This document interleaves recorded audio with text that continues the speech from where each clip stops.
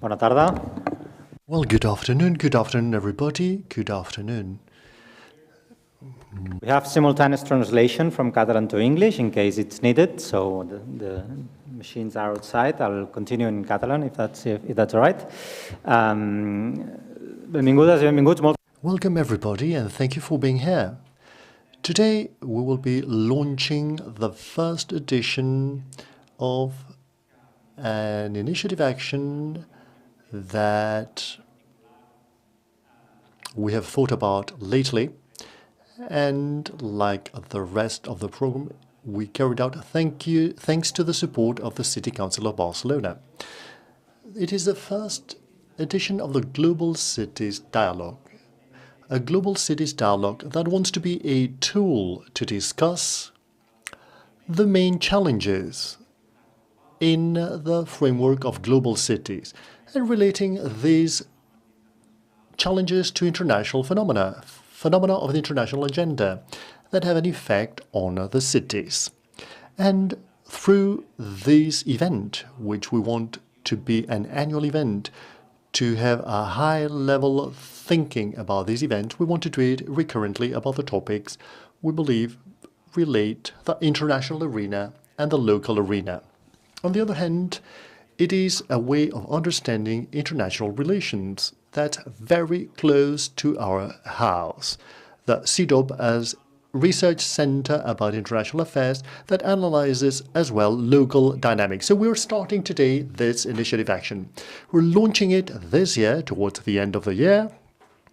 Next year, we will do a re-edition of it, and we will discuss three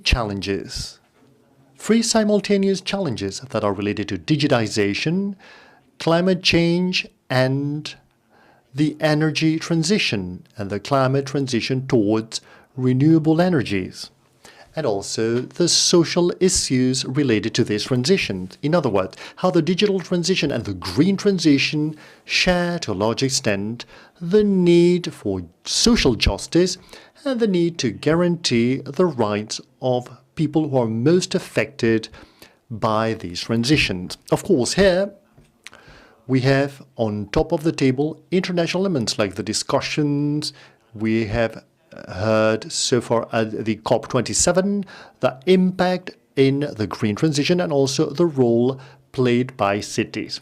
And what we've been saying these last few days at the program Global Cities is that with the ambition, sometimes as observers of the COP27, in spite of the steps forward that have been undertaken, and with a recently created fund, there are certain steps forward, but there is still a lot of ambition yet to be met, especially to comply with the commitments that have been already acquired. And here, cities are the ones who have the lead. They are more dynamic than the very states that participate in international COP meetings to define their ambitions and their goals in terms of climate. Now, with regards to the digital transition, we can say the same. It's a transition that requires, and it is to a large extent led by cities. So cities have the duty to link international phenomena with local phenomena. So let's start out the discussion with this introduction. The agenda at different levels. We link it up with the need for social justice, for urban fair transition based on individual and collective rights, and we do it with this first edition of the CIDOB Global Cities Dialogues. Here we will actually introduce the subject matters of the session. As the director of CIDOB, I'd like to thank the team for the Global Cities program, for their constant work in this initiative, and especially Marta Galceran, who actually will be moderating the panel discussion we will have after the keynote speech by Carlos Reti. I thank you for being here. Joining our discussion.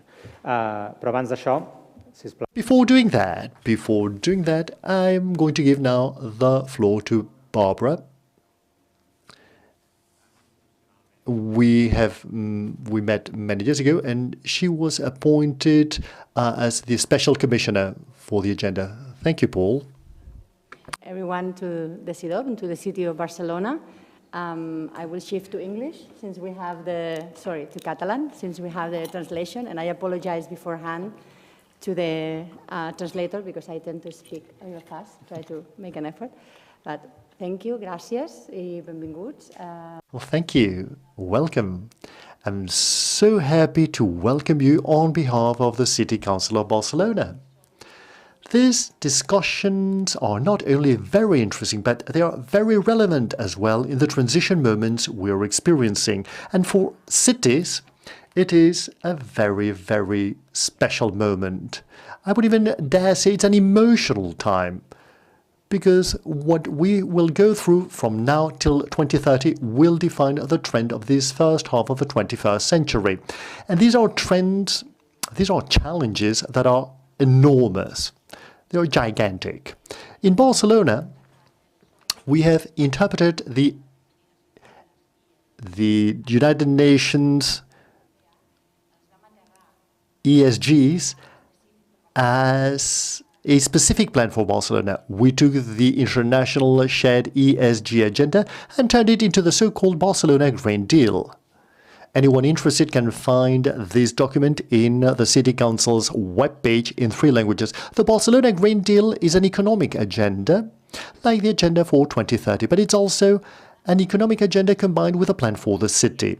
In Barcelona, we already have a long-standing tradition of developing these sort of plans in which we combine an economic idea with a city idea, and we believe that this is the best way to face this green transition that Paul referred to. And it's a living discussion, the digital transition and the green transition. But from the perspective, we want it to be a fair transition. The economic transition is based on the fact that we want a new economy for the city that turns it into a more competitive, equitable, and sustainable city based on the Sustainable Development Goals and how we translate that into specific city projects. I'm not going to dwell into the details of the project now, but I want to share with you this agenda. It's an agenda that every year is reviewed, including new projects and new challenges. And basically what we have seen is that after the COVID crisis and even after the crisis of the Ukraine war, all of the projects we had prepared in the plan, which we presented in January 2020, in other words, before all of the crisis, they are not only valid, but we have realized we need to accelerate them. We have to accelerate their implementation. And right now, as I'm telling you, we're at a very interesting watershed moment in which we have to go into action. But, you know, the paralysis that we feel from the COP27 Sharm el-Sheikh in Egypt, I mean, the city cannot stop at a standstill. In rhetorical deliberations, we have to start action. And this Agenda 2030 that I will actually share with you to bring an optimistic note to compensate for the pessimistic note coming from Egypt, we have, together with Matsukato, the mission launched by the EU in June this year, the mission of 100 cities that are carbon neutral. And Barcelona is part of these 30 cities. It was selected between 7 cities in Spain and 93 cities in the EU to double-fold the plan we had. We had a plan to absorb or to reduce by 50% our emissions by 2030. But the EU has asked us to carry out an even more ambitious plan to be carbon neutral by 2030, not by 2050, which all European cities have committed themselves to, but by 2030. We have embarked into this huge challenge, and we have to present it in different phases. We'll start in December till this summer. Next week, we have to have a climate city contract that should commit us. The city's mayoress will sign it and commit itself, and it had to be accompanied by an action plan and a business plan. Now, this novelty, I mean, to have a business plan, as I've said, we want it to be an action plan for the next 7 years. from 2023 till 2030, we will have a system, or at least a direct funding line from the EU, and they require us to be, it should be levered with the private sector to carry out a number of actions that will allow us to be carbon neutral by 2030. Now, in Barcelona and in other Spanish cities, we're working on a very interesting exercise. We're coordinating cities from all of the political colors in Spain. We have a coalition here in Madrid. We have a different coalition. We have Vitoria with the PNV, the Basque Nationalist Party, Valencia, with... What's interesting is that all of us are doing the same. We are all doing the same. Mayors and mayoresses have committed themselves to do the same, regardless of who wins next June. We will have a roadmap because we want to receive EU funds with the 2030 horizon. Now, the idea to link in cooperation, to work with alliances as cities. And those, the one coordinating us is the Ecological Transition Ministry and the EU. This is a very interesting outlook, a very interesting framework beyond the electoral next June elections. We are creating a very interesting dynamics to deploy the implementation we truly need. We are preparing the business case, and we know that all of the actions that the City Council could carry out at least would decarbonize 9% of the city. The remaining 91%, we need the rest of the city. Citizens, private sector, everybody should be well aligned in this mission, and therefore the exercise of explaining what we want to do will be highly relevant. But sessions like today's, there's space for thinking and to create international links and to put into perspective this transition, which is not only green, but it should also be digital and fair. We want a city of Barcelona that's fair. It should not leave anybody behind. These are spaces for thinking that are very, very important. I'm so happy, and I thank the organizers for being part of it. And that's it. We have a big task ahead. We have a huge task ahead. So thank you very much indeed. And I hope you have a good session. Thank you, Paul. Thank you, Barbara. Good afternoon. In English, thank our panelists, our speakers today for having accepted our invitation. It's a real pleasure to have you here, to have this inspiring group of voices that will help us to analyze, to explore on the intersection between the green, the digital transition, and social justice in cities. To address this wide, complex, and very challenging topic, we will have a keynote speech by Carlo Ratti, who will elaborate on how to design and to build cities putting inclusiveness at the core of the equation. This keynote will be followed by a roundtable that will be moderated by my colleague Marta Galzeran. We have asked our discussants, Renata Avila, Max Boucher, Isabel Angelowski, to deepen in how to connect the rights agenda with the digital and green transitions. So this will be the framework of the debate. But let me now switch into Catalan also. I will use Catalan to introduce the main topics of the debate. Les ciutats, els seus... Cities, other governments, other operators, the actors who operate in the cities play a crucial role in approaching this transition. We all agree on this fact. Technology has been useful. It has been useful, and it is still useful, I would say, for centuries, to make the solutions that are offered by the cities, the challenges that they develop or that they need to face, be more efficient.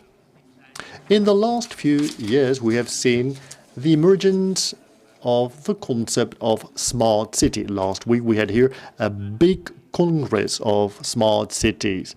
And we discussed about these solutions brought forth by technology. On the other hand, I believe that, well, Barbara now mentioned it, I do not believe that we have any shadow of a doubt of the commitment shown by cities towards climate transition in order to make headway towards climate neutrality.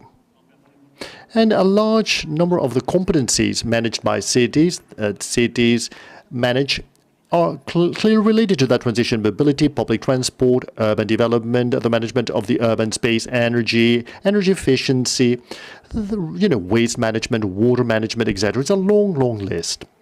And the link is crucial. Now, the point that we want to tackle here today is whether cities are actually getting close to this twin transition from a critical transition point of view, whether they are aware about the new inequality forms that could occur within the framework of this twin transition.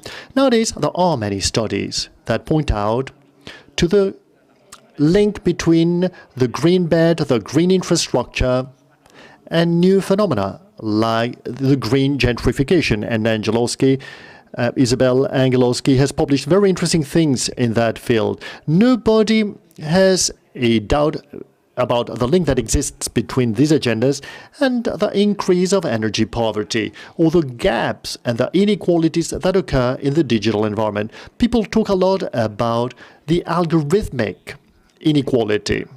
And I believe that the new platform-based economies, and there are many data that show this, are also showing a significant impact in the agenda of rights, the right to housing, the right to mobility, and let's think about the local shops, etc. So technology and this twin transition are having a disruptive impact in the cities. Another question that we would like to ask for the discussion is whether cities are aware of how this twin transition is even being confronted. Digitization has an impact that on climate change. We have connected cities or cities in the process of digitization. We're going towards 5G, big data. We have open governments, and this has an undeniable impact on the climate transition. How we're approaching that? How are we approaching this reality at a city level? So the question is, are we aware? And the question should be, are cities ready? Are cities prepared to approach this double-fold transition from the point of view of the rights agenda? Do they have the leadership and the right commitment? Do they have the resources needed to approach these issues? Do they operate in a framework, in a favorable framework, or in an enabling environment? Do they have collaborative governance mechanisms? Are there mechanisms that allow for the articulation between the different government levels to approach these challenges, to connect with society, to connect with organized civil society organizations, to connect with the private sector, and to connect with the academia? Do cities have enough data? I think there is no doubt that nowadays there are cities that are very dynamic and that lead and that are already working on it. If we think about Amsterdam, if we think about London, if we think about New York, if we think about Paris, if we think even about Barcelona, we're approaching these challenges. The problem is that there are many other cities. To which extent, from an urban perspective, we need to lend in with regards to all of these challenges? And to which extent this twin transition, in which we have the social agenda, the ethical perspective, or an ethical view, will allow us to make headway towards the definition of a new social contract with the urban environment. So that's our approach for the discussion. And to start, to introduce it, and in order to start developing this thinking process, we have the enormous pleasure of having with us Carlo Ratti, That's such a luxury to have you here with us, Carlo. Carlo is an architect, an engineer. He's an activist, he's an inventor, and he's a professor. He's a professor at the MIT. At the MIT, he's the director of the Sensible City Lab. I'm sure that you have all, he will talk to us about it. He is the founder of Carlo Ratti Associati, the company he founded, and he's the co-president of the World Economic Forum Global Council on the Future of Cities and Urbanization. So it's such an honor and a luxury to have you here with us today in Barcelona. And now you have the floor. Carlo, you have the floor. Thank you, and good evening, everybody. Great pleasure to be again here with you in Barcelona and to see many friends, old friends, and familiar faces. Yes, we see the slides. Well, I just wanted to put a few things on the table related to what we're discussing today about the green, the digital, and the social transitions. A few weeks ago, I wrote an op-ed with a colleague, with Rob Maga, on what cities can learn from venture capital. And what I mean here is venture capital has been designed in order to speed up innovation, and I think cities have a lot to learn from it, from both the green and the social point of view. Because cities today, usually tend to follow best practices. And my advice to mayors in general would be actually don't follow best practices. Let me tell you what I mean by that. When you're following a best practice, what you're doing, you're looking at the city, you're looking at what other cities have done maybe 10, 20, 30 years before. A city will look at other examples, examples that were designed maybe 20 years ago. Then they took 5 or 10 years to design, to implement. Then you monitor how things went, and then you just copy the same lesson. And that is okay if you want to minimize risk, but it's not okay if you want to fast-track innovation. If you want to innovate, it's really the opposite. If you follow best practices, you're basically locking the future into the same past. You're taking lessons from the past and basically perpetuating them in the future. And certainly, that is not something we can afford to do with what is happening with climate change. We don't have enough time. And again, we just heard it from Barbara. If you want to commit to all these goals, all cities are committed to the goals for 2030, 2040, and 2050. But you're right, nobody really knows how to do it. And to do it, we certainly cannot get there by following lessons from the past. So what I want to discuss with you today, put it as something on the table for the discussion, is that I think the cities, again, should follow a more iterative process, which is, try new ideas, even make mistakes. Don't follow best practices, that's minimizing risk, but take risk, and then, test the ideas, get feedback from citizens. So that's the best way to engage them, to really let citizens decide then if this is what they want or not, and then iterate as fast as you can. Now, we just had a book that came out related to this. It was developed for Manifesta. I thought I'd mention it because Manifesta will come to Barcelona in a couple of years. We did the urban study for Manifesta this year in Pristina. And what we did there was exactly the same thing. Well, in Manifesta was just about public space, but what we did with the city was actually try to do small changes, even just changes, say, with paint, just to do small transformation at the beginning as temporary transformation. And then again, iterate as fast as you can. People like it, people go there, people vote with their feet by enjoying the public space, and then you turn it into something permanent. But people don't like it, you just move on and do something else. And incidentally, this is actually what happened during COVID. There was a very specific thing during COVID that we didn't have best practices. During COVID, we didn't have a blueprint. The last blueprint was 100 years ago with the past pandemic. And so what we did, what cities did, was really try that. Try things, take risks, make mistakes, and let citizens decide what they want to do. So this is what we did in Pristina this year. It was quite interesting. This is, for instance, is a new linear park that was, when we arrived, this was like a big dump, a lot of waste, and we just cleaned it and allowed people to use it, and now the mayor committed to turn it into this kind of park. It was just, a rail line connecting two sides of the city. But we did it in different parts of the city. And again, this idea, a bit like what nature does.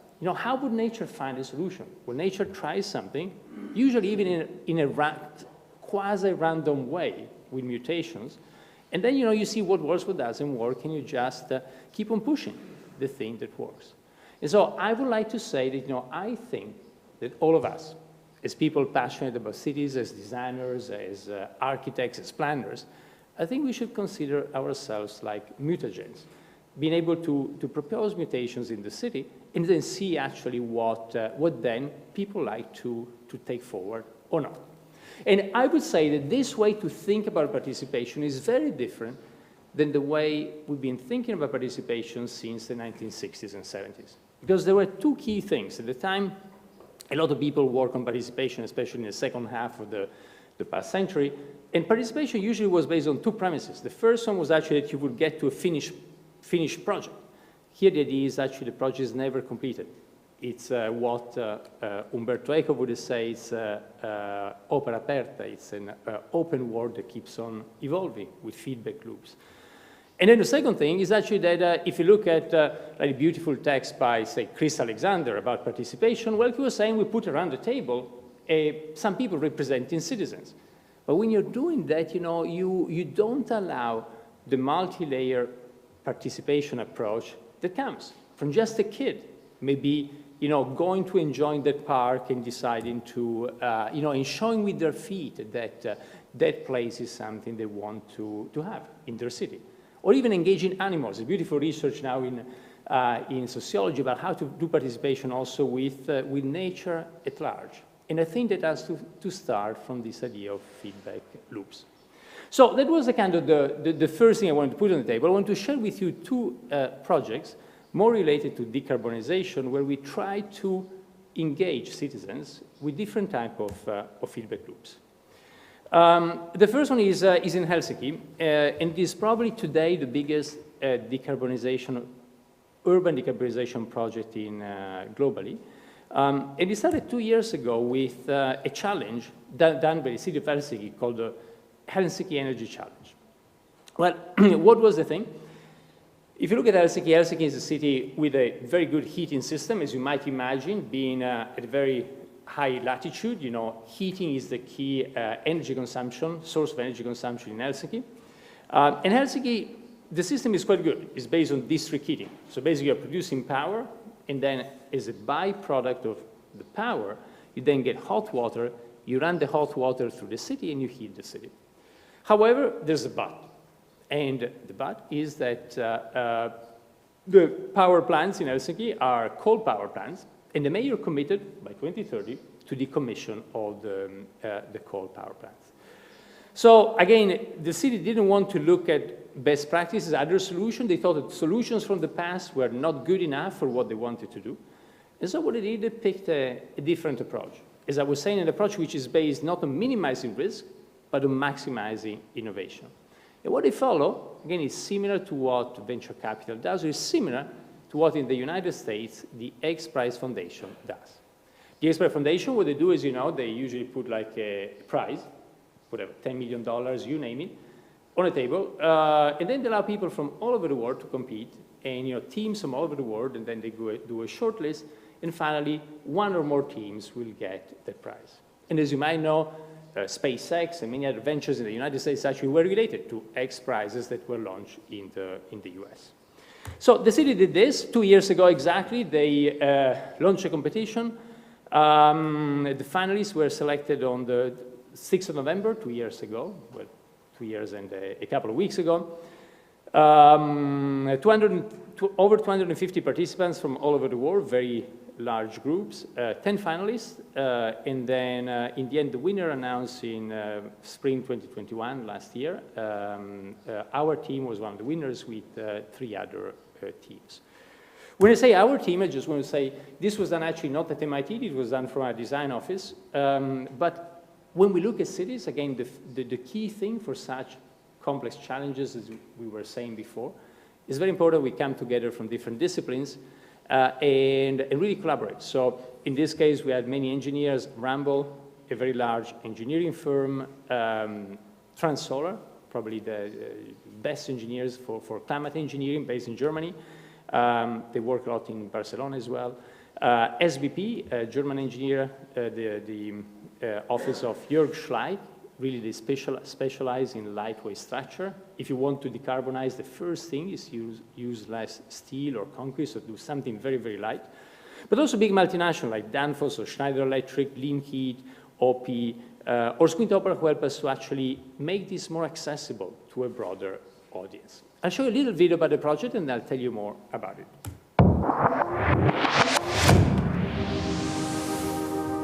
We're excited to present to you the Hot Heart, an innovative solution to decarbonize Helsinki. Here is how we do it.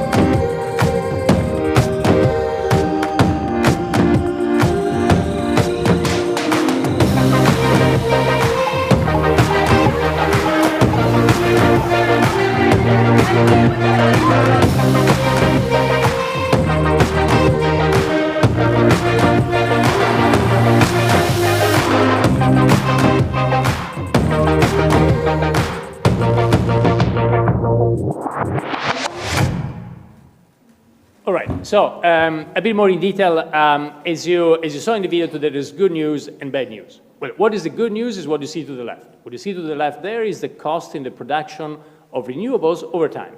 What you see to the left in particular is actually wind power, the changes in wind power prices over time. And you see they've been going down very, very significantly. Today, all across the planet, if you want to produce 1 megawatt hour, remember 1 megawatt hour, the key measurement of energy, around the world by sun or wind will cost you anything between $10 and $30, 10 to 30 euros. So it's one of the cheapest ways to produce energy. So that's the great news. At the same time, bad news is what you see to the left. The bad news is that sometimes you got too much wind, sometimes you get not enough wind, sometimes you got too much sun, sometimes it rains, like today, so you don't have sun. So somehow the intermittency of renewables is the big issue. And you may say, okay, but what's the problem? Let's use batteries.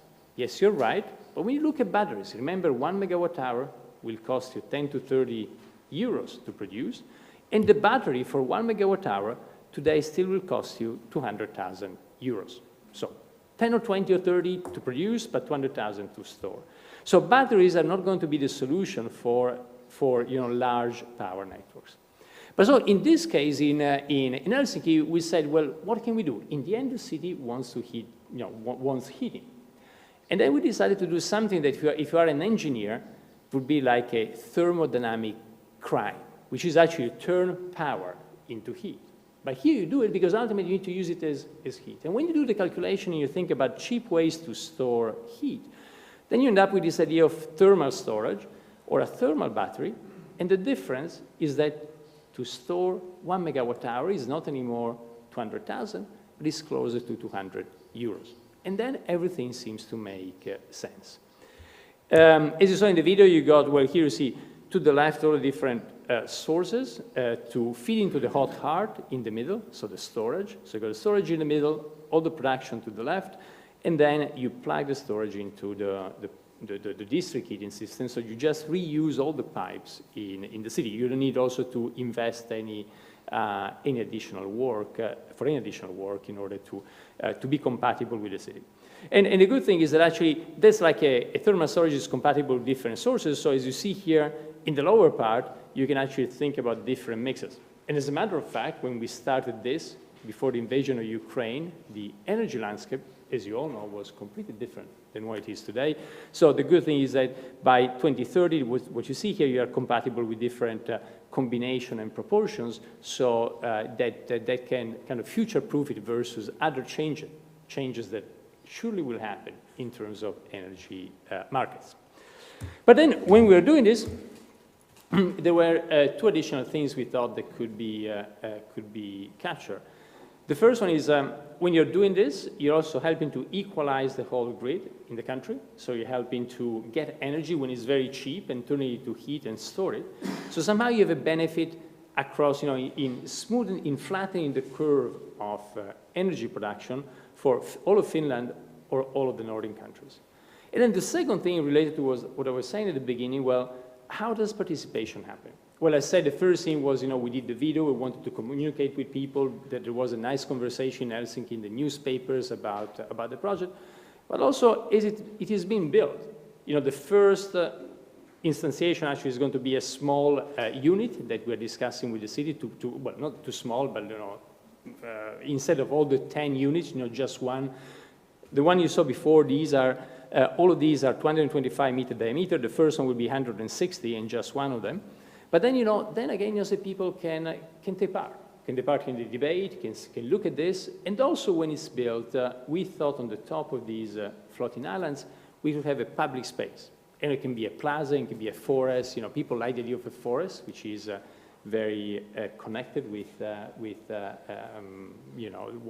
Finnish culture and thinking, so that you can go to this beautiful floating forest. But whatever it is, a place where people can go and learn about climate, about infrastructure, not making infrastructure again which is hidden, but use that again to stimulate that conversation and feedback loop with citizens.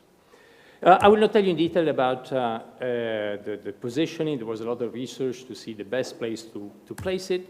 Here you see the little sketch. You've seen the images in the video from the outside or the inside, this idea to create an experience, but like a learning center for decarbonization and energy. Again, the only way we can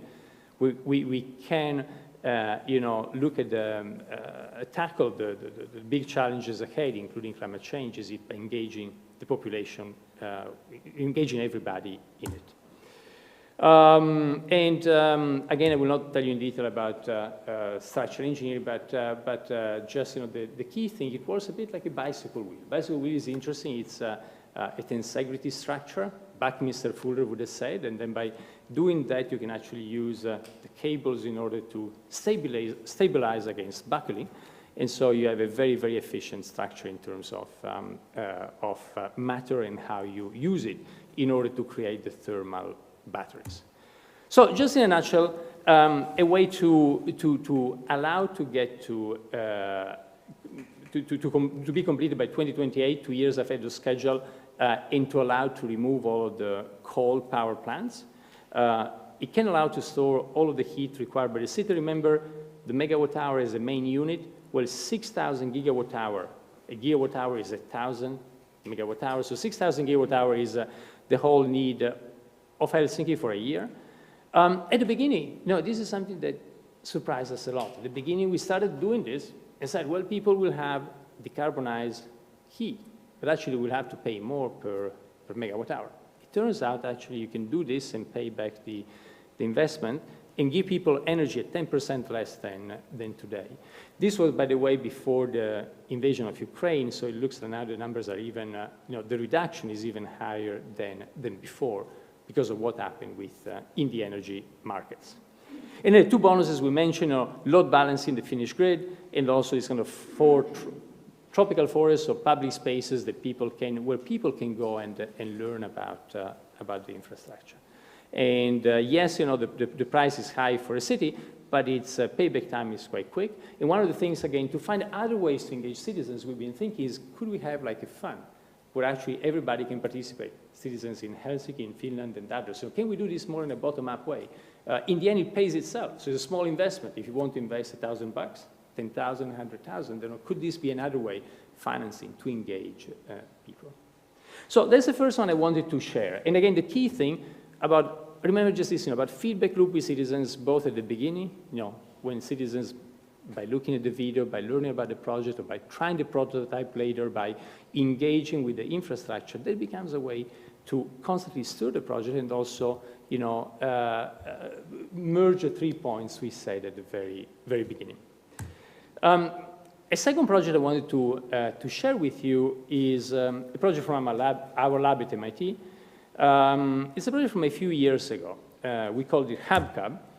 And clearly, you know, what we do at the lab is look, among other things, about how networks can help us to achieve some of the goals we were saying. When you think about green, when you think about energy, when you think about engaging people, you know, networks are a key part of that. And today, we're in this interesting situation in cities where digital and physical are kind of converging, and you are creating new hybrid reality that gives a lot of data to describe physical space. So today, we can look at a city like this. We couldn't just a few years ago. That's actually Lisbon in Portugal, mapped using billions of data points collected from the mobility network of the city. This was a visualization. It was at MoMA, the Museum of Modern Art, was done by Pedro Cruz, a researcher in our lab at MIT, now a professor at Northeastern. But again, you know, this shows you the type of data we can now collect from a city that we couldn't before. And incidentally, I didn't put the quote now, but something I like very much is when you read Ildefonso Cerdá, and when you read his great theory of urbanization, then there's a sentence there. When he dreams of a future, he says, when actually, thanks to data, planning will become a proper science.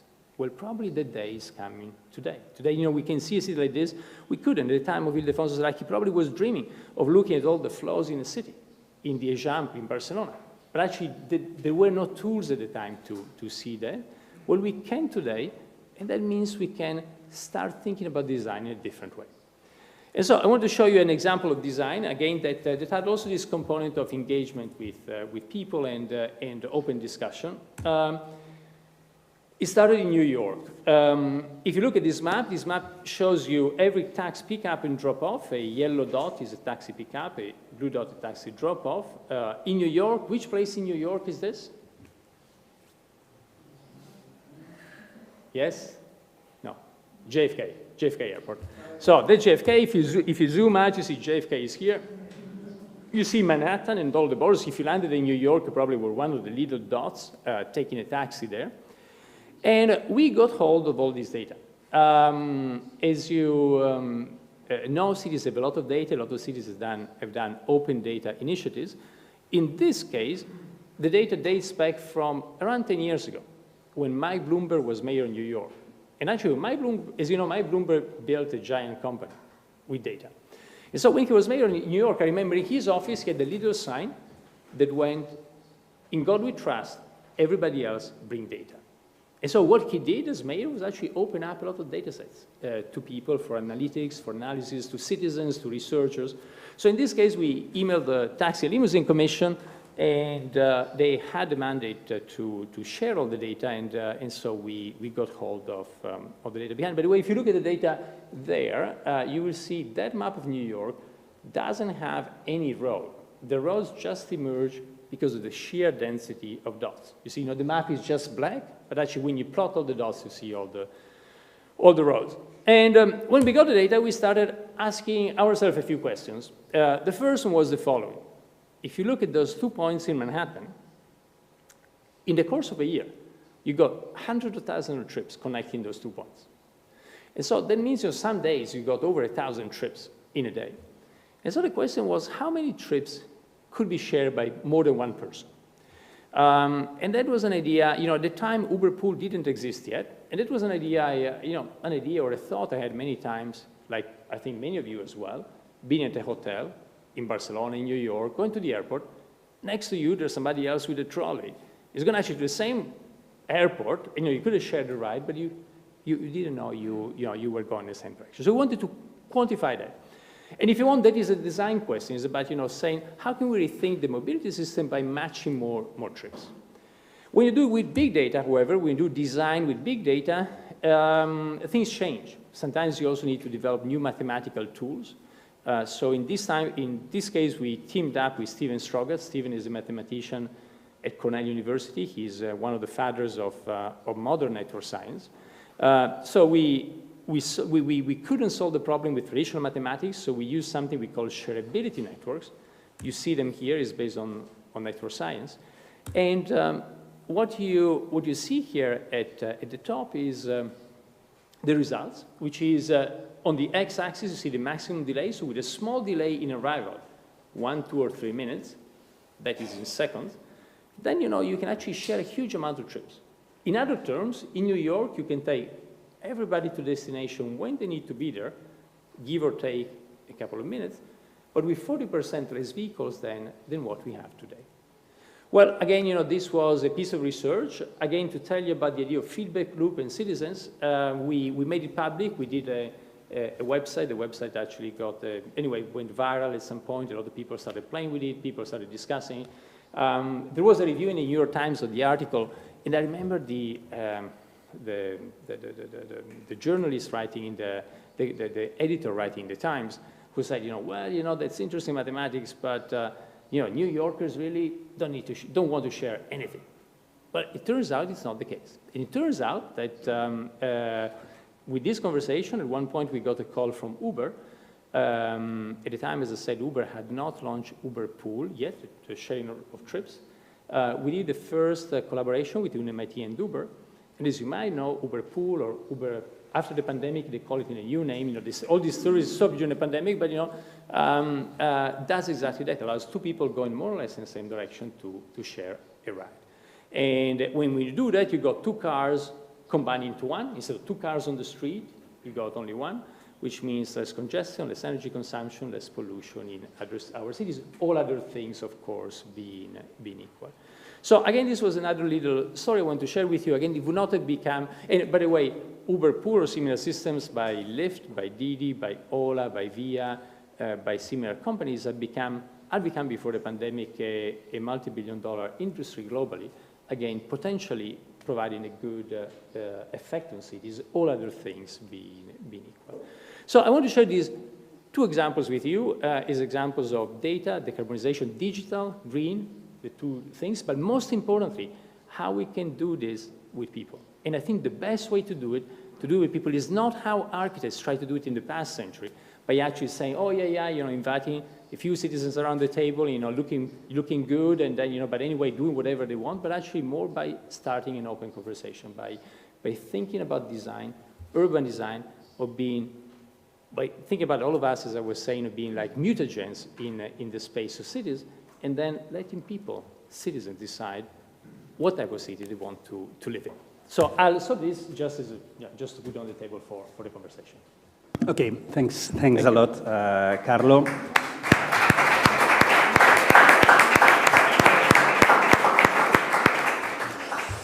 Well, now we have 5-10 minutes maximum for questions with the audience.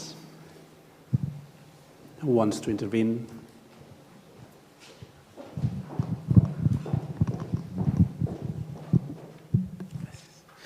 Well, Ricardo Martinez from CETOP, thank you so much. That was so interesting.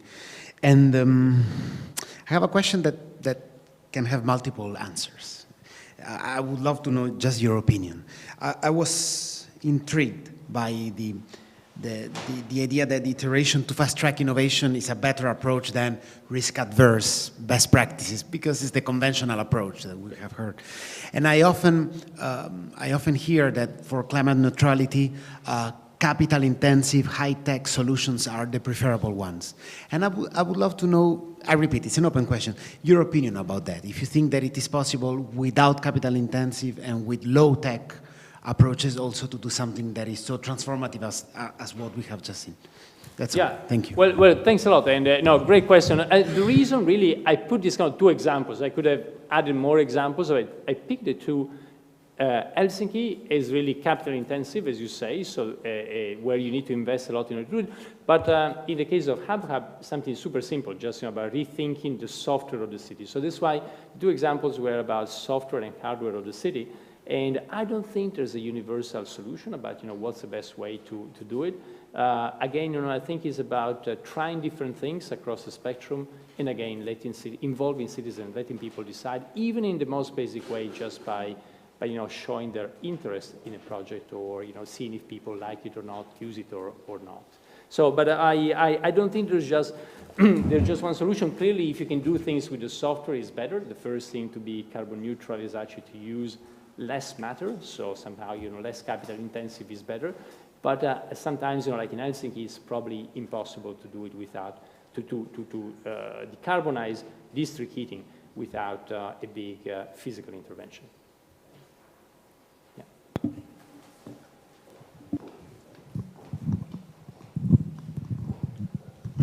Yeah, thank you very much for the very interesting presentation. You insisted very much on the benefits of engaging people and asking the population about what they think about different measures. My question is, whom exactly do you have to ask? Because there are often measures that benefit some people at the expense of others. No? Is there a way to manage that? Yeah. It's a great point, but I would say that this is more important when you look at participation in a traditional sense, in a 20th century sense, because there you basically select like whatever. I remember this beautiful sentence in one of Chris Alexander's book. As you know, Chris Alexander was very passionate about participation, and then he says, well, when you put more than 15 people around the table, it's a mess. He says something like that. So somehow you had to pick those 10, 15, 20 people, I mean, just a small number of people for participation. I think the nice thing we can do is look at this multi-layer participation. I'd love that even, every single citizens or kids or people who have no education whatsoever in planning, they can just show their interest or disinterest in a project by using or not using, by voting with their feet. In the same way as people with more knowledge, more training, can actually engage at different levels. So I think, it's really about thinking about multi-layer, and that problem about how you select, who do you engage, become a bit less relevant, because then you can really scale up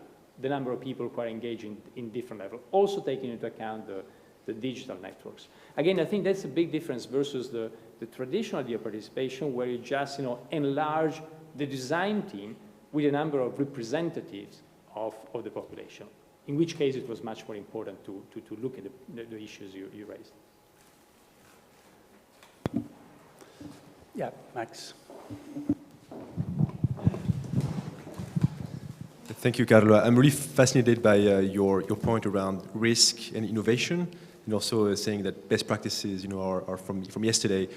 I would like to push you a bit on this, because there is a huge political risk for local governments to take on innovation that might not have been tested. Yeah. And the value of best practices often that they see their peers that have already experimented and confirmed the value and effectiveness of innovation. So how do you balance this, and how do you nudge local governments to accept maybe that political risk and embrace innovation that might not have been tested before? Yeah. Thank you. No, you're absolutely right. And, I want to be a bit provocative.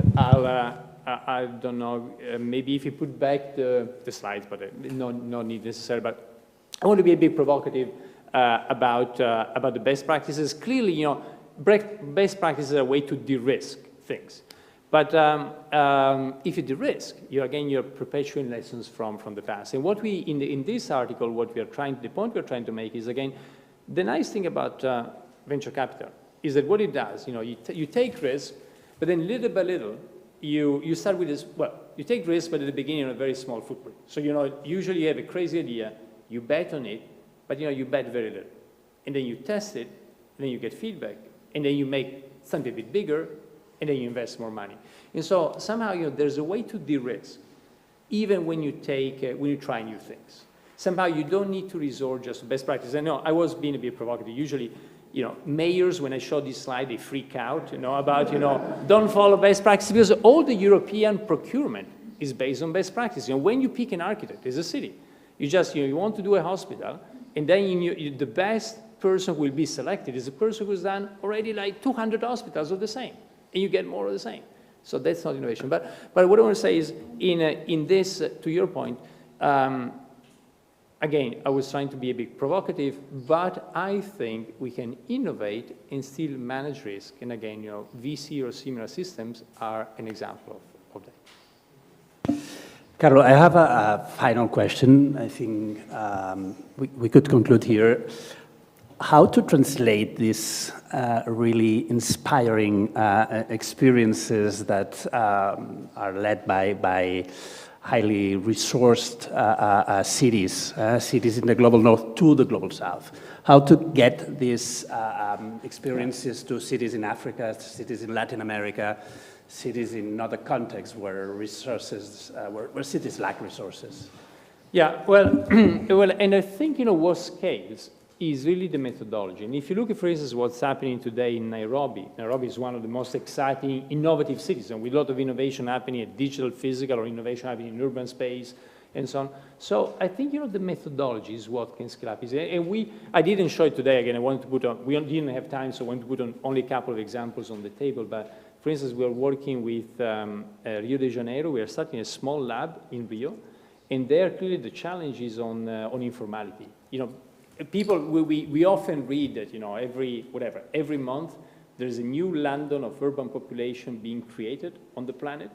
Well, few people, however, know that London is mostly favelas, is mostly informal setting. And so clearly that's something, if you want to decarbonize, if you want to create better cities, if you want inclusion, we need to start from that. And again, the same procedure, I think, can work. Clearly the tools might be different, the problems might be different, the things, the technology might be different, but I think the same methodology and these kind of feedback loops, I think can apply quite well. And that's what we're trying to do in Rio de Janeiro, in Rocinha, the biggest favela in Brazil. Okay, thanks a lot. Again. And now we will move forward. We will change the table. Marta, the floor is yours. Max, Renata, I don't know, Isabel. Isabel is not here.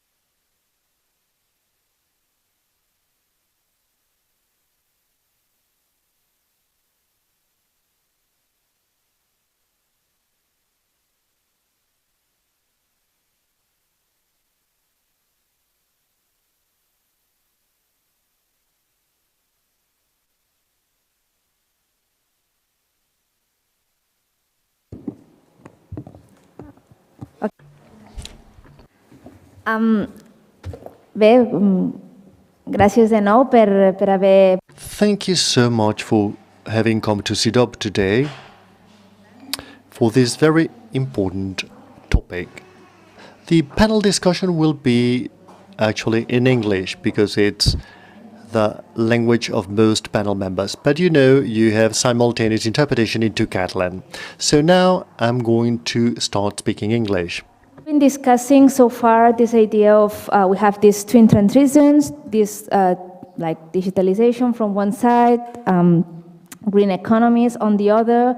Many efforts have been put into fostering, into promoting these twin transitions in many cities worldwide. We are just now realizing that we need to take into consideration also the inclusivity elements of this twin transition, which is one of the most overlooked elements in this discussion. So the session or the roundtable we are going to have now seeks to answer three main things. First, what is a just transition? We need to start by the basics, right? So when we discuss what transitions, what understanding of justice do we have, which might be different in the digital world or in the green discussion. Then how are those twin transitions bringing new inequalities? So the concept of urban inequalities is not new. We've been discussing that for ages. The key concept or the key idea here is how these twin transitions are bringing new inequalities that need to be tackled. And the third question is what now, right? So what tools, what recommendations, what policies can be enforced to make sure that these processes are produced in a just way. So let's start by the basics. What does a just transition look like to you, for instance, Isabella? Before that, sorry, I wish to introduce very briefly the three speakers today. So we have on my left hand Mac Boucher. Mac Boucher is Senior Project Manager and Senior Policy Analyst at the Brookings Institution, working mainly on bottom-up leadership on the Sustainable Development Goals and city diplomacy more broadly. Then we have Renata Avila. She is the CEO of the Open Knowledge Foundation, working basically on making digitalization work for everybody, based particularly on open data, and she will elaborate further on that. And then we have Isabella Angelovsky. She's the director of the Barcelona Laboratory for Urban Environmental Justice and Sustainability, doing amazing work on this emerging concept of green gentrification. So what does a just transition look like? Isabella. Thank you for having the diversity of us at the roundtable. So for us, as let's say, urban planners and urban sociologists, the green transition deals with the structural drivers of inequality. That is, that it starts from the fact that we live in a society that has to deal with historic, enduring inequalities in relationship to access to the benefits of the transition, also in general in relationship to other perduring inequalities related to housing, related to transit, relating to access to green space.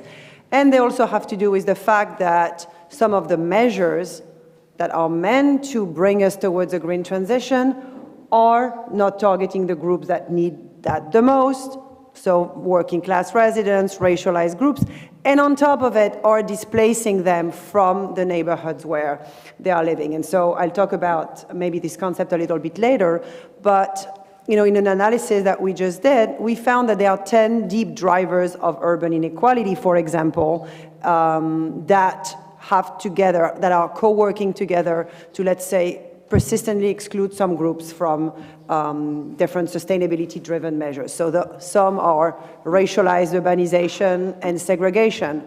Others have to do with unequal access to good jobs and trainings. Others have access with exclusive participation, a very tokenistic participation where you only ask people to give you feedback, but you actually do not co-produce projects with people. You bring development to people, you bring measures to people, but you don't work from people's needs. They might tell you, you might come to a community and say, I want to retrofit all of your homes. And they say, well, that's great. I don't even have enough money to pay my rent.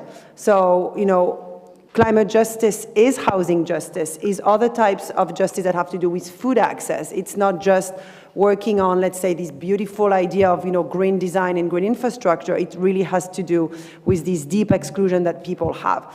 Of course, there are also then issues of how we plan our cities. Then it has to do with siloed planning perspectives, siloed planning practices. Housing doesn't talk to community development. Community development doesn't talk to green infrastructure, which itself doesn't talk to health. That's how cities still work, in a siloed way, in a very compartmentalized way. There's also, of course, the way in which cities have had enormous influence of utility companies, of elite-driven utility companies. a huge influence of the construction sector that is deeply ingrained in sectors of both climate change, but also inequality and exclusion. So I'll stop there. But leave it there. Okay, thank you, Isabella. What about you, Renata? What does just a just transition look from your point of view? Transition or just yeah. Well, perhaps you could relate it more to the digital world. Even if I was asked to discuss the digital, we cannot divorce it from the others. And that's the challenge of our times. The challenge of our times is to break these silos and to make, first, overcome the biggest challenge of our times of saving the planet and saving the most vulnerable in the planet. The second, we are the most educated generation of our times. Even within the inequalities, never before on this planet there were more educated people than today, with more access to resources and information than today. And that's a very important thing that to remember, because it's at the center of justice. Because the problem that we have today is that knowledge is not inside the systems. It's completely left outside. There's no mechanisms for all these innovators, only if you have the democratic infrastructure of a Helsinki or the pot of money of Dubai, you can plug this to really resolve the problem. So it is economics goes hand in hand with green transition, with digital, with is the access to possibilities. And what I see is a problem of failed design. What I see is there's constraints in what it shouldn't be constrained. For example, that beautiful design, I don't know if it's open or not, but what we have seen is the most advanced innovations of our times are locked by patents, as we saw with the vaccines. It's a very recent example, we have the solutions fast, but we cannot scale because of the rules of the game. Another problem of rules of the game and constraints was mentioned by our keynote speaker, the architect Ratti, on procurement. Procurement is hell, procurement is one of the biggest constraints for public innovation that we have today. And it goes transversal to digital, to economic, and to green. So we are constraining severely this. On the other hand, we are very permissionless with the biggest polluters of the planet. One of the things that we are investigating at the Open Knowledge Foundation, and I will elaborate that deeper, how secretive corporations are, how little access that we have of what's going on things that have impact on our lives, not only digitally, environmentally, socially, accumulating that data and shielding under secrecy laws. So, and they can do whatever, because, we have shielded the private sector for so long, and we have shielded certain sectors, the private sector, the military, and other sectors, for so long that they are not accountable. So we constrain the innovators, we give, free permission to do whatever they want to those where the problem is, we know the perpetrators of what's going on to the planet. We know exactly what is broken in the system, but we abstain from regulating what we should regulate, and we restrict what should be we restrict a permissionless innovation, and we do not constrain an abuse of corporate power. So just transition, a collection of transitions will be fixing big, in these superstructures, fixing the rules that we have on access to information, access to innovation, and access to resources to deploy at scale all the things that we need. Good. So we need to fix the rules first and then have just transitions later. What about you, Max? Thank you, Marta. And I really love the different perspectives brought by the panel already. First, thank you to you, and thank you for you all to come here tonight. I've learned a great deal from CDOT's research, and with this nexus of cities and global affairs, and the work that you're doing is very important. So you mentioned earlier that I work with cities. We actually have a network of cities, 17 cities from around the world, called the SDG Leadership Cities Network, cities that have been at the vanguard of the Sustainable Development Goals. And from them, I also learned a lot. And regarding the just transition, what we heard from these local leaders, first is that as they are planning for the recovery from the COVID-19 crisis, they are under pressure to go for the dash for growth, meaning to quickly regain economic losses and quickly create jobs to put people back to work. But we also hear that the status quo, the business as usual approaches from before, can only deepen existing inequalities. And the changes brought by climate and the new industrial revolution that we are in will only compound with those inequalities.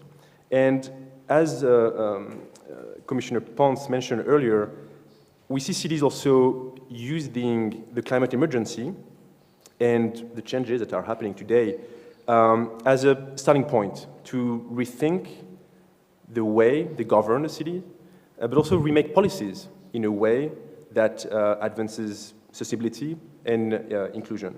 So to me, the just transition means two things. First, it means investing in places that are lagging behind in terms of economic growth. And the second, it means about investing in people that have been historically marginalized and that are also the most vulnerable to the change to come, especially related to climate and digital. So first, just transition as investing in places. We have observed over the past about 2 decades in the US, but also in Europe, in many other countries, a divergence of economic growth between regions. We can discuss the reasons later, but some have to do with the decline of traditional manufacturing, the digital revolution as well, that concentrates assets and activities in certain cities. And this has created a new hierarchy of cities and a great polarization between territories that Augustine touched on earlier. So we need now what we call place-based investments that specifically targets those regions that are falling behind, because these effects are not going away, and we need to act now, again, to ensure that those lagging regions are not falling behind. It's even more important as this geography of inequality translates into a political map, and we are seeing this more and more in elections. I moved to Washington, D.C. Right before the election of Donald Trump. We know about Brexit, of course, the election in France, elections in Eastern Europe. That map of geographic inequality and resentment really mirrors the map of elections. Second, the just transition as investing in people that, again, have been historically marginalized and that are sometimes both at the same time the most vulnerable to the change from climate and to the digital transition. A good example, a concrete example, we heard at COP a lot about the phasing down of fossil fuels. That's a key goal in order to achieve net zero carbon economies. But what it means also is to close down an entire segment of the economy, mainly fossil fuel industries, the oil and gas and coal sectors. And these sectors employ people today, and actually a lot of people. In a country like South Africa, for instance, about 92,000 people who work in the coal sector. In the US, it's 1.2 million people who work in the fossil fuel sectors. So that when we think about a just transition, we can just close those plants and hope for the best. This would lead to great economic and social distress, especially as those jobs are highly concentrated. If you think in the US, for instance, states like West Virginia, you have some counties where up to 30% of the labor force is employed by those sectors. So imagine the effect, again, of that necessary transition away from fossil fuel, but also the social and economic effect for these population. And again, oil workers, coal industry, these are sort of like catch-all phrases, but that means very different labor and very different tasks, and not all people will have the same odds to transition into that new economy. Think about, we have, of course, miners, but also truck drivers, lawyers, secretaries, safety engineers, etc., with different, again, mechanisms that we need to think about to have this just transition, which include education, retraining, apprenticeship, etc. The problem is that those agendas around climate and equity and economic growth, to Isabel's points earlier, are very siloed and approach often separately at the national level and at the local level. Sometimes for reasons that we can understand, when you think, for instance, in the US, this reluctance to connect the climate agenda to the social and economic agenda is because we need to gather bipartisan support to make progress on climate. And as soon as you talk about economic and social outcomes, suddenly you lose that support. Same for the digital technology. There's this reluctance to connect the development of tech with social and economic outcomes because there is this sort of tendency to let big tech allocate their investment where it makes the most sense from a market standpoint, but without taking into account who access those jobs. But I believe cities are still showing the way to reconnect to the agendas. And one example that I can discuss later is the Sustainable Development Goals that again provide a roadmap and a framework for local leaders to connect the agendas together. Well, thank you, Max. So many things here. It seems we're not targeting the right people, the right groups. We are not targeting the right places. We are missing in the conversation larger groups of population. There's the issue of resources, the capacities, super crucial. There's the element here, right, of the limit, how the social can become an element that hinders the other two transitions. And here, and I know the three of you have spoken of silos, and I will be a bit silo here with the question I'm going to pose, but please excuse me. But since we have here Isabelle that has done amazing research work around green gentrification, I am assuming not all of us knows what a green gentrification is. So the good news is that we are having greener cities, right? We have cities with more trees, we have cities with better mobility, at least in Europe we are investing a lot on that. The bad news is that with these greening cities comes often this idea of green gentrification or even green divide. I don't know, we are very familiar with this idea of digital divide, but perhaps we need to start talking about this idea of green divide within cities, but also perhaps between cities. So, Isabelle, can you explain us a little bit more about this concept and how it works? I mean, how it generates inequalities?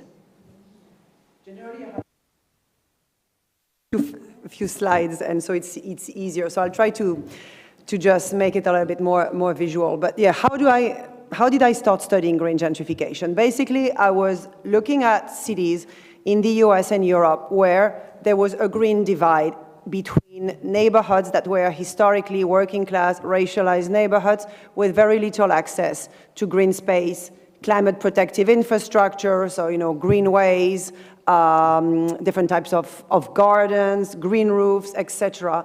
And at the same time, those neighborhoods were very much in counterposition to more white, elite neighborhoods that were the ones who historically actually had access to that type of infrastructure. And so the idea originally was to try to identify what is the scope and magnitude of this green divide that was historic, right? And so I was looking at neighborhoods that were mobilizing immigrants, people of color in the US, asking for more gardens, asking for more parks, asking for restored shorelines, and they were also driving investments in green jobs and in other types of social benefits. And yet, towards the end of the interviews I was conducting, and I'm talking here about 10 years ago, people were saying, but you know what, Isabelle, wouldn't it be bad, wouldn't it be crazy if actually all of this mobilization we are doing now for greater green justice wasn't going to displace people who were meant to depend on these investments and who were meant to become the beneficiaries of those investments because actually real estate investors, developers are coming in and seeing, oh, this neighborhood is beautified, oh, this neighborhood has this great new restored shoreline, and let's build a luxury condo building there. And that's exactly what happened. And so in one neighborhood where I was working in Boston, all of a sudden you had immense waterfronts, such as in East Boston, being plastered by these luxury buildings built by venture capitals, built by mass investment funds, where only higher income residents would live, and thus would be the ones capturing the benefits of these new restored shorelines, greenways, and other climate benefits. And so that's basically climate gentrification, or green gentrification as we call it. That is the displacement via the replacement of socially vulnerable groups in favor of wider and wealthier residents. And here in Barcelona, one could say that we are also seeing that type of green gentrification. Take the whole 22 Arroba, the whole 22 Art District, which is, first, which was a design, a technology building, but now also has Cristobal de Moura, has a green corridor around which you have a student luxury building coming up. You have mass hotels as well. So for whom is Cristobal de Moura? For whom is the Superia in Poblano? It is not, according to the surveys, to the many surveys we run, for the residents who are now living there, because they are seeing immense real estate speculation around it, and they're also seeing the disappearance of informal green spaces on which residents depended. There was a garden called the Or de la Vanguardia, which was a really strong source of social capital and support for residents. Well, now it's the front of a luxury hotel. So here you also have, in some ways, the capture or the elimination of informal resident-based green spaces to be replaced by a beautiful lawn that serves no other purpose than logging in and logging out guests from the hotel. And so this dynamic that I'm describing, we've studied it quantitatively and spatially in 40 cities in Europe and North America, including Barcelona, including Boston. And we've seen trends where the majority of cities have citywide green gentrification. We have seen cities where green gentrification is accelerating. That is, it was maybe in a softer way present in the 2000s, and now it's accelerating, and that's Barcelona, meaning careful to all of the really very strong mobility infrastructure that the city is building, because the green access, the super blocks, are also now seen as kind of these islands of green privilege in the city. But we're also seeing it in Vancouver, in Copenhagen, places that are known for being the most livable, the greenest city in the world, having the highest quality of life, and yet quality of life for people who can only afford $1 million or $2 million apartments, which is the case of Vancouver. In Vancouver, condos for sale are first for sale in China, in real estate portals in China, not in Vancouver, meaning that you cannot, as a local Vancouver resident, access housing that is decent. You have professors working at the universities who are completely what we call rent burdened, meaning not just lower income or lower middle class, you are having higher educated people who are being excluded, thus, from this green Vancouver, this green transition that illustrates so much of the city. And in the same time, you have these dynamics of investments, real estate developments that are capturing the benefits of greening. So you ask Marta, what are we seeing here? What makes sense in terms of the drivers of green gentrification? And this is what we call a green gap. That is that there is a value to be extracted from greening because land was previously devaluated, land was vacant, land was underused, and now a real estate developer, an investor comes in, sees the value that it can take from increasing property prices, an ability to sell higher prices, an ability to make profit on housing as now not just the right to the city asset, but actually a place for profit capture and capital accumulation. And that's what we are seeing here. The way in which urban land is being captured by elites to the detriment of the residents from working and middle class backgrounds who cannot afford to be there anymore and who over time are going to be displaced. And that's important with green gentrification, is that right now you might see it as an investment that's positive, you can access it, but the mechanism, the dynamic, the growth machine is advancing in ways that in the end you will become displaced from the whole machine of investment and and rent capture around it. And that's why we always say green spaces, yes, urban greening, yes, but not at any price. And I can talk a bit about the measures afterwards, if you want. Yes, please, because I feel like, not afterwards, but with this image, we are left a bit in despair, so we need solutions in your next intervention. Let's move now to the digital. Isabella talked about the green gap, but there's a digital gap, we know it. There's a digital gap that has to do with digital literacy, for sure, but also with data, right? So I want to have your views on that, Renata. If you, thank you. If you see how we live in an internet-mediated world, it is easy to follow from these gentrification images into what's happening on digital.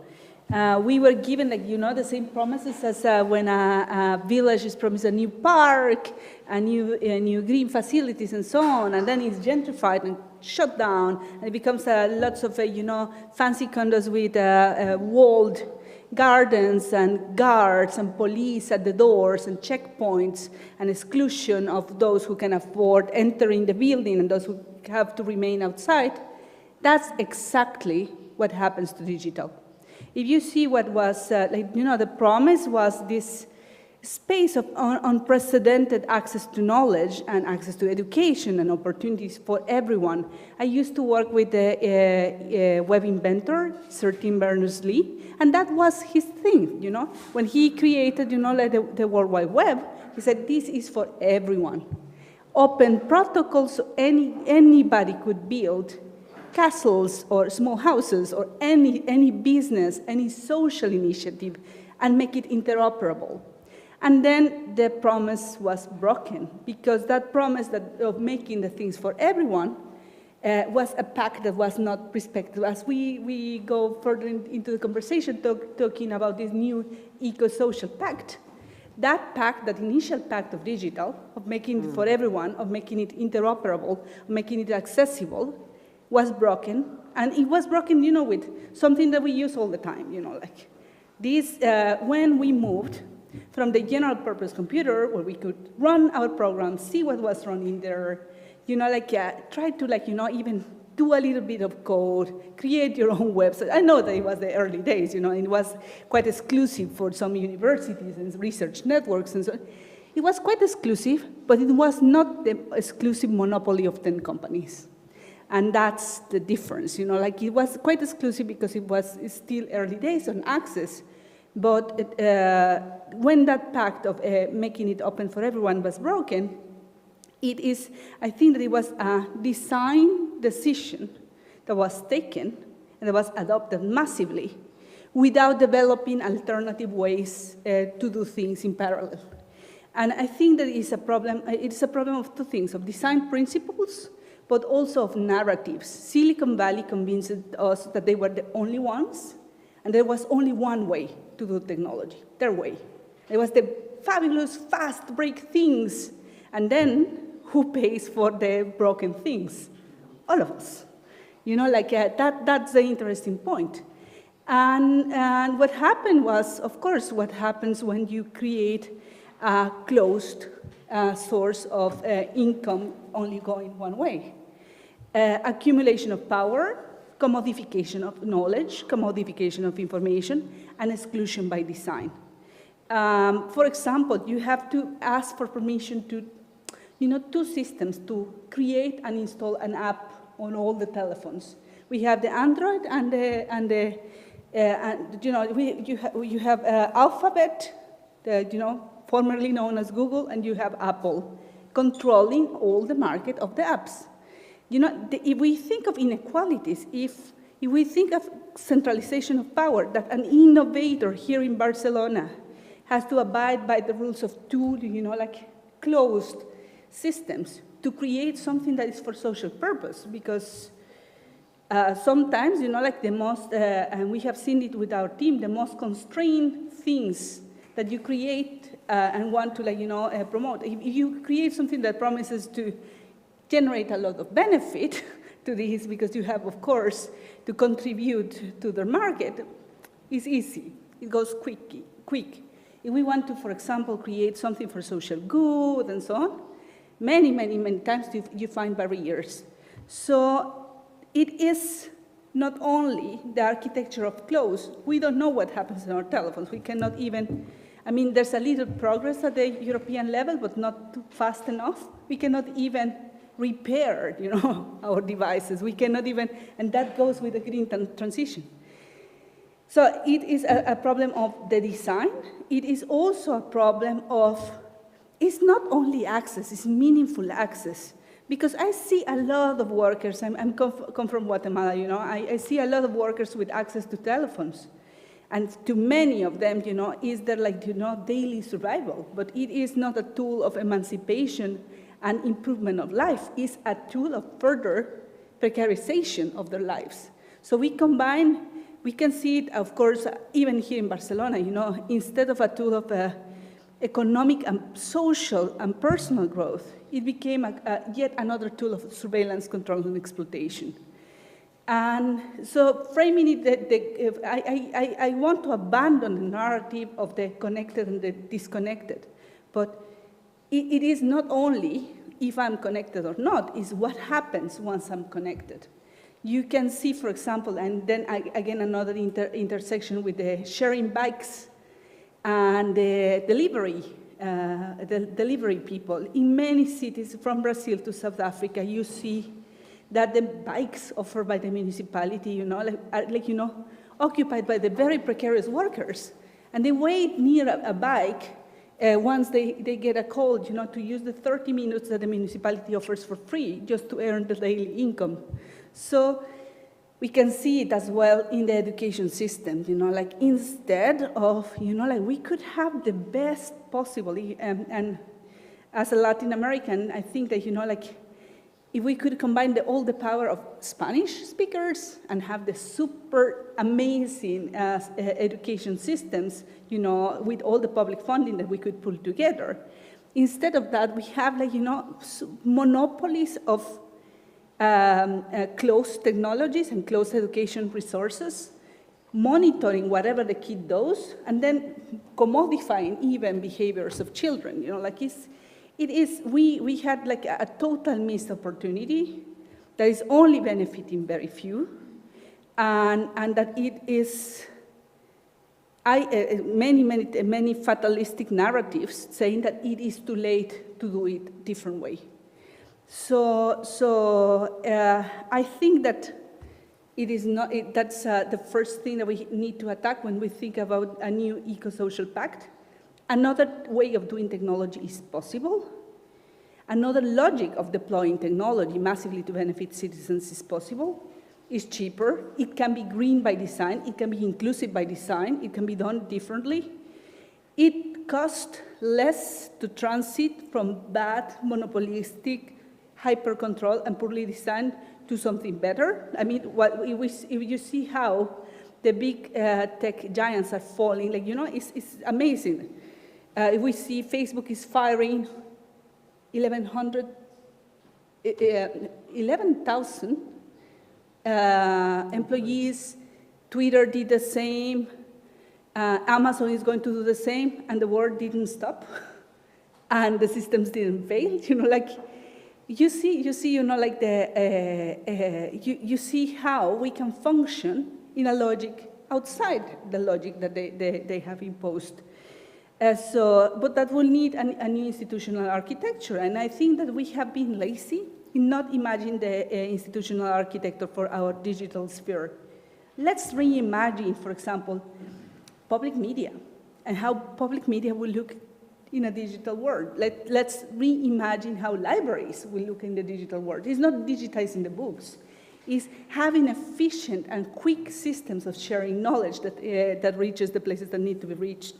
And let's not forget about data.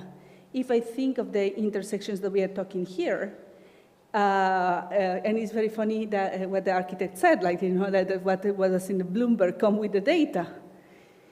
We at the Open Knowledge Foundation today, we are going one step ahead and trying to advance our right to access to information, which is, is something that it is still in the I want to see this document, give me the document. Now we go one step ahead. It's not only give me the data, now I want to know how you obtain this data. And that's the trick. A quick thing to consider when we talk about decarbonization is it is the most imperfect data world that you can imagine. We see, oh, race to zero, but how are you computing that race to zero? And it is amazing to see how environmental activists, how social activists and so on, how all institutions will really need to get very clever about data, because we have been data light too. You know, instead a lot of data washing, like there's and it's for another talk, of course, but there's a lot of studies of companies that say, oh, we are you know, zero, we are a neutral company. And when you dig into the data, if the data sets are not open with the formulas on how you obtain that data and how you calculate your emissions, we have a problem. And we are going to have a lot of problems at the intersection of data, social, and eco in the upcoming years because, again, we have not integrated and we haven't seen it as a whole. And we have concentrated the tools to, even the open data tools are concentrated, you know, like in few hands in terms of skills, in ways that are not efficient. So just to wrap up is, again, limit of access, limit of possibilities. What happened? No, there's a rat behind me. Okay, we have some, sorry. We have some audience. Biodiversity. Anyway, new design principles and new institutional architecture to overcome these inequalities and new narratives. Yeah. Ciudad Bella, exactamente.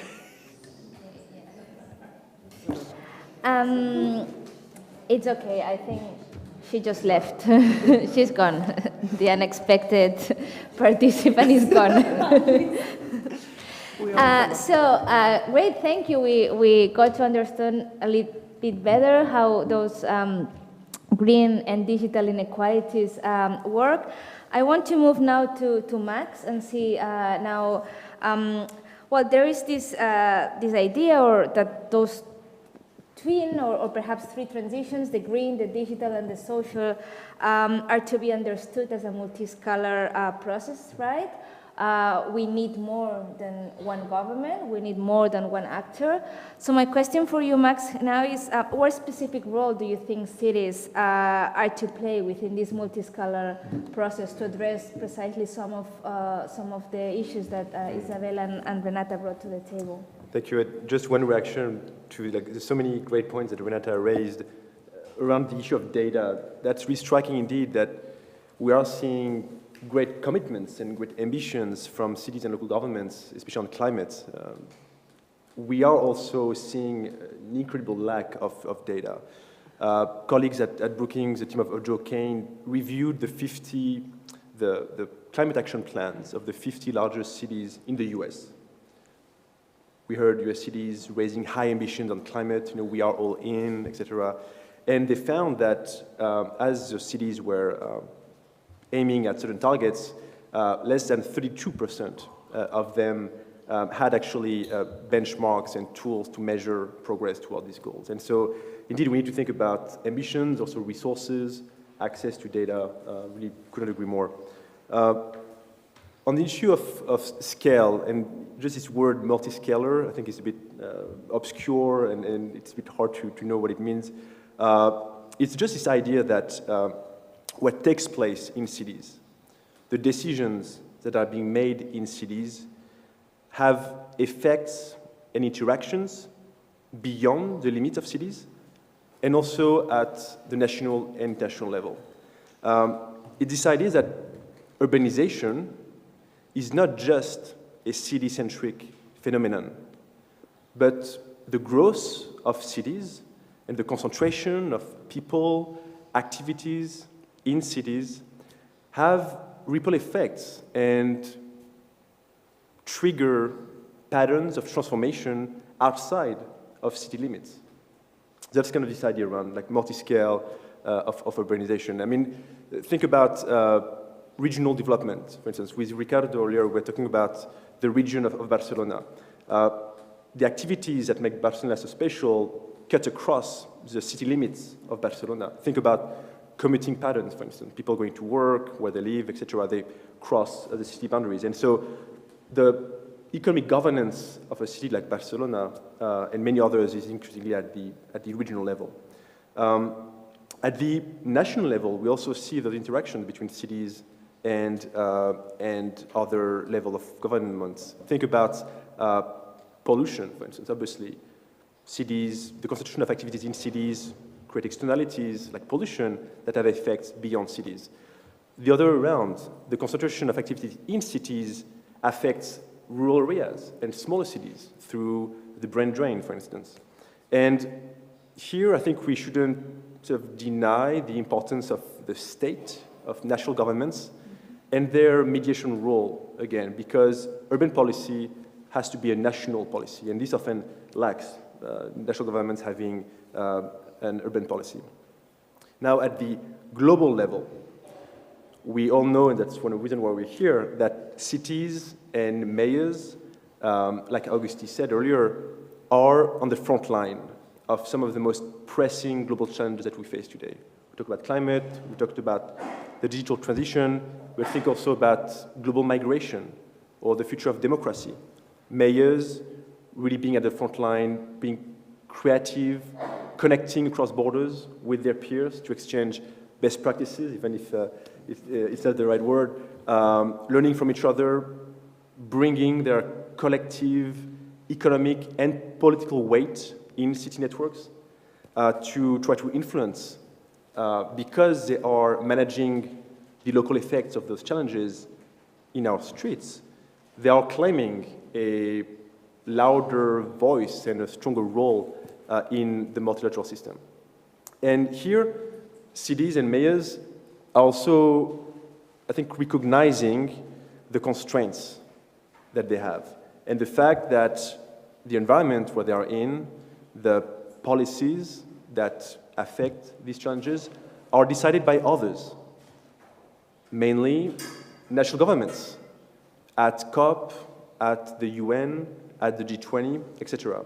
And so we know that cities are, and local governments are more and more present, more and more visible. They're deploying strategies to connect with multilateral platform. But we also have to be honest about their capacity to do so, their ability to understand how the multilateral system works. Not all cities have the great expertise and staff like Barcelona to really, again, understand what are the pathways and the entry points in the multilateral system.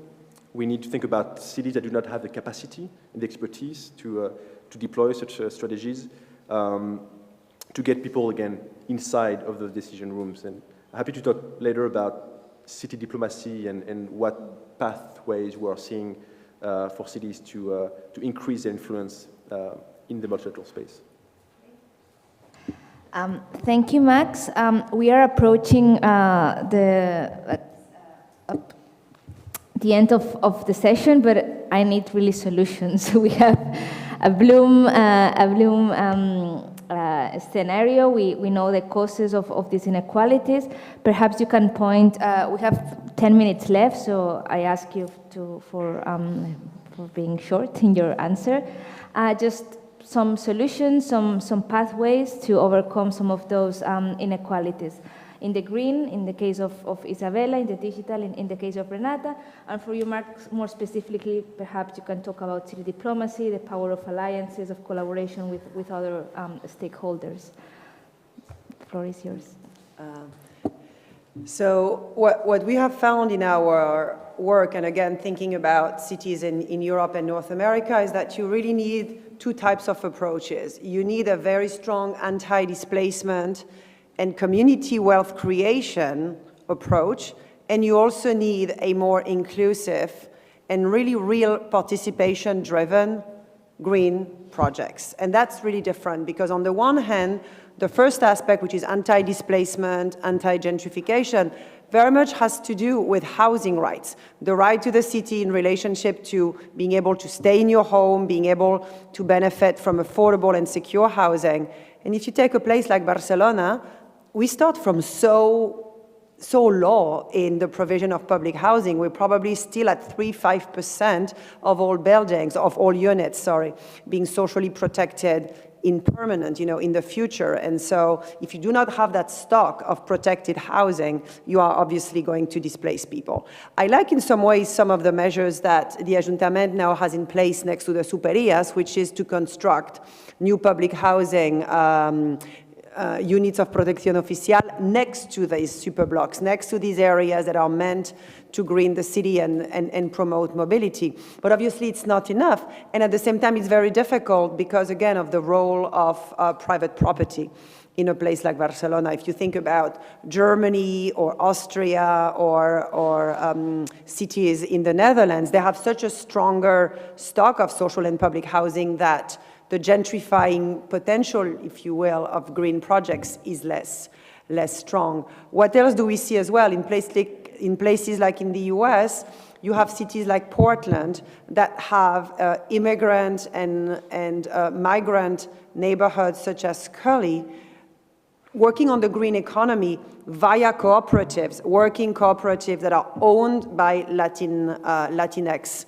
residents. They are working on building retrofit, green infrastructure provision, advocacy for new green spaces, and they are training women and Latinos in construction, in landscaping, in different types of ecology-driven projects to make and create a green economy that's much more inclusive. And so in that sense, it's not, let's say, external development and external investment coming to the neighborhoods. It's really community and individual wealth creation that's being promoted and that's being enacted. In Washington, D.C., you have a project that's called the 11th Street Bridge Park Project, which is a bridge that's meant to unify two communities, one that was historically white and another one that's Anacostia, that's a historically black area. Well, even before the construction of the bridge, there is an alliance of nonprofits and residents who have put in place in what's called an equitable development plan, meaning how are we going to deal with housing preservation for lower and middle income residents? We're going to buy buildings and we're going to make them in the hands of black residents. We're going to have what's called a community land trust, which is in Spanish a fideicomiso de tierras, where the land is being controlled by the community, by the residents, rather than, let's say, by external developers. They all have a very strong worker cooperative plans. They have a very strong local black economy initiative as well to, again, make sure that you can remain in your place, not just because you have access to good housing and affordable housing,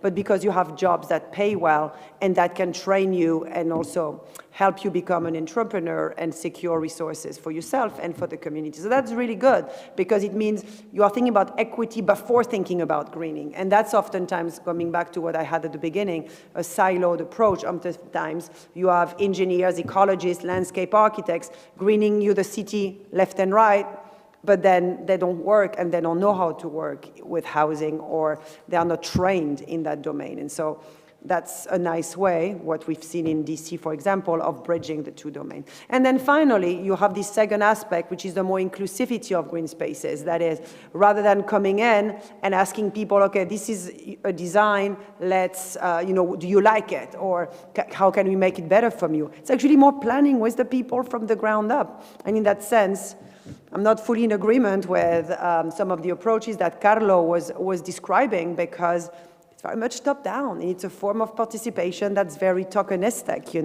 You like it? Okay, you're going to press the nice app on your iPhone, and you don't like it, you're going to press the no. Well, that's not enough. And so if you really want to involve people from the ground up and empower residents, then you also have to do it in a different way in order to help them participate.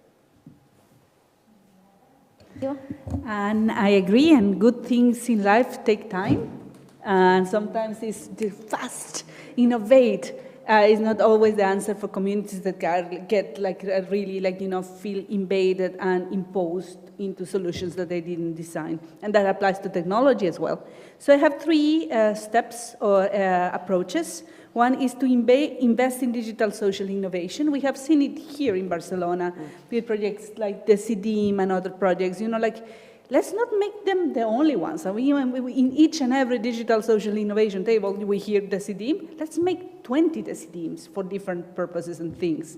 It is possible. And I think that actions speak more than words, and showing speaks more than telling. When you can point an example, this is a technology, it was made by the people, participatory, inclusive, and it works, and it's been scaled and deployed, that is when the mentality and getting out of the Silicon Valley only state of mind starts to work. The second, and it costs money, but it's public money, and is a good way to trust communities with our resources and our taxes. The other is, let's not neglect, and let's go hand in hand with a rights agenda. Again, another example in Barcelona, the city's Coalition for Digital Rights. It is thinking of rights frames that are applicable to the city and to each and every project of the city. And it's advancing those rights and embedding in each and every project that the city undertakes. And the last is a mix of both. If it is working, let's scale it. Let's bring more funds. Let's bring more advisors. Let's bring more resources to it. And if it is good, let's try to also share it with other places and localize it.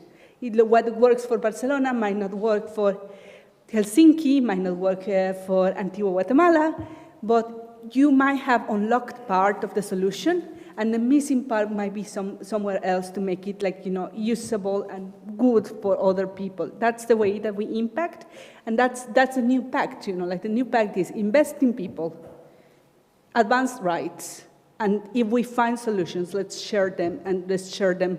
That is the thing that we need to do quick, because we are running out of time. Great, thank you. I like that you mentioned the city's coalition for digital rights, because here at CIDOB we are working with them, and Great. we are advancing an ethical framework for artificial intelligence precisely, and we are leading, this rights-based agenda of digitalization. Max, what about alliances, city diplomacy? What an interesting tool. Solutions, and how long do I have? Just a lesson, I'll be short. Just 2 points, I think, of hope, I think, and creativity that we are seeing. The first one is, and I mentioned it earlier, is how cities have been translating the Sustainable Development Goals locally. Isabel mentioned earlier, the problem that we often see is that different goals like greening a city and equity can actually be antagonists and not work together. The SDGs are emerging as a way for local policymakers to ensure that they keep the lens of leaving no one behind and equity in all their decisions.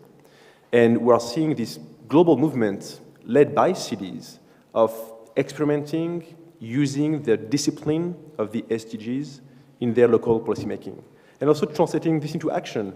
Renata mentioned earlier the power of procurement. We are seeing cities like Bristol using what they call the social value index to integrate social and sustainable criteria in their procurement decisions. We are seeing cities like Carcais in Portugal aligning their budget to the SDGs, again, to translate their commitments into action and investment. My first point.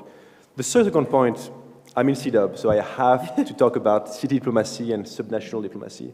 We mentioned earlier the increasing role of cities in addressing global challenges like climate, migration, democracy. We are seeing the power of city networks that are really emerging now as a very powerful source of cooperation in the multilateral space.